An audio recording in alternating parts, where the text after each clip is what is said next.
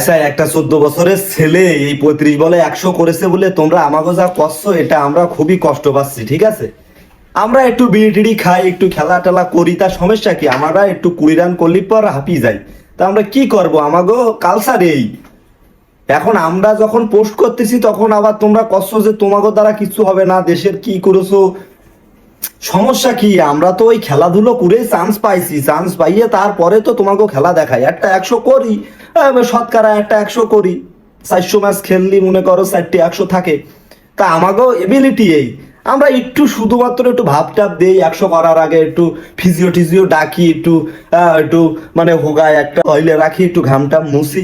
তা তোমরা এই করতেছো কেন? ও দুধ খায় বলে ওর একটু শক্তি বেশি, ও ছক্কা টক্কা মারতেছে। তা আমরা বিড়ি খাই, তা আমাকে তো সমস্যা হবেই।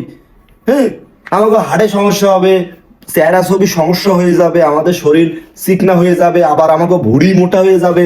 এটা হবে। আমাকে কালচার বিরিয়ানি টিরানি খাওয়া। আমাকে বোর্ড থেকে যে টাকা দেয় ওতেই আমরা সুখী, আমরা ভালো আছি, বুঝলেন? এখন হচ্ছে বর্ষা হচ্ছে, এত গরমের খোলে রাত্রি এখন বউ নিয়ে ঘুম পড়বো। তোমরা সবাই ভালো থাকো, গুড নাইট।